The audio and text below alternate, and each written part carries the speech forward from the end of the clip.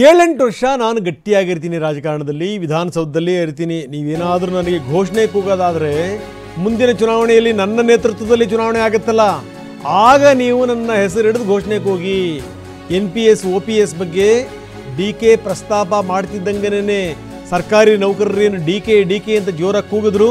ಆಗ DK ಶಿವಕುಮಾರ್ ಕೊಟ್ಟಂಥ statement ಇದು.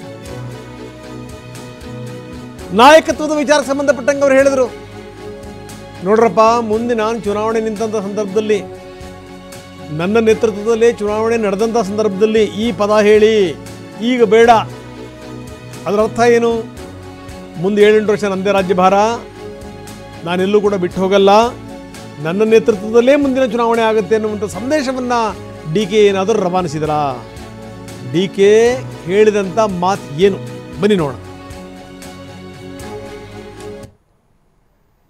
ನಿಮಗೂ ಮ್ಯಾನಿಫೆಸ್ಟೋಲಿ NPS OPS ವಿಚಾರ ಪ್ರಾಣಿ ಇಲಾಖೆಯಲ್ಲಿ ಇಟ್ಟಿದ್ದೀವಿ. ಈಗ ಅಂಜು ಪರ್ವೇಜ್ ಅವರ ಮುಖಂಡತ್ವದಲ್ಲಿ ಒಂದು ಕಮಿಟಿ ಕೂಡ ಮಾಡಿದ್ದೀವಿ. ಅದು ಕೂಡ ಅವರ ಸಿದ್ಧತೆ ಮಾಡ್ತಾ ಇದ್ದೀವಿ. ನೀವು ಬಿಡ್ರು ನಾ ಬಿಡುದಿಲ್ಲ ರೀ, ನಮ್ಮ ಮಾತು ಬಿಡಬೇಕಲ್ಲ, ನಮ್ಮ ಮಾತು ಬಿಡುದಿಲ್ಲ ಅಂದ್ರೆ ಸ್ವಲ್ಪ ತಾಳ್ಮೆ ಇರಲಿ.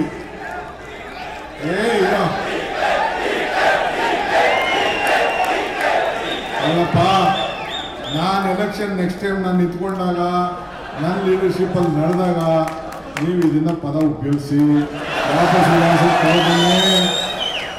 ನಾನು ಬಿಟ್ಟು ಹೋಗೋದಿಲ್ಲ. ಇನ್ನೊಂದು 8 ವರ್ಷ ಗಟ್ಟಿಯಾಗಿರ್ತೀನಿ ನಾನು ಬಿಟ್ಟು ಹೋಗೋದಿಲ್ಲ. ಇನ್ನೊಂದು 8 ವರ್ಷ ಗಟ್ಟಿಯಾಗಿರ್ತೀನಿ. ನನ್ನ ಆರೋಗ್ಯ ಗಟ್ಟಿಯಾಗಿರ್ತೀನಿ. ನಿಮ್ಮೆಲ್ಲ ನಂಬಿಕೆ ಸ್ಟಾರ್ಟಿಂಗ್ ಏನು ಹೇಳಿದೆ, ನಂಬಿಕೆಗಿನ್ನ ದೊಡ್ಡ ಗುಣ ಇಲ್ಲ ಅಂತ. ಸೊ ಹಂಗೆ ನಿಮಗೂ ಮ್ಯಾನಿಫೆಸ್ಟೋಲಿ NPS OPS ವಿಚಾರ ಇಟ್ಟಿದ್ದೀವಿ. ಪ್ರಾಣಿ ಇಲಾಖೆಯಲ್ಲಿ ಇಟ್ಟಿದ್ದೀವಿ.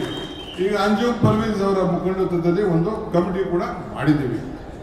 ಅದು ಕೂಡ ಅವರ ಸಿದ್ಧತೆ ಮಾಡ್ತಾ ಇದ್ದೀವಿ. ನೀವು ಬಿಡ್ರು ನಾ ಬಿಡುದಿಲ್ಲ ರೀ, ನಮ್ಮ ಮಾತು ಬಿಡಬೇಕಲ್ಲ, ನಮ್ಮ ಮಾತು ಬಿಡುದಿಲ್ಲ ಅಂದ್ರೆ ಸ್ವಲ್ಪ ತಾಳ್ಮೆ ಇರಲಿ.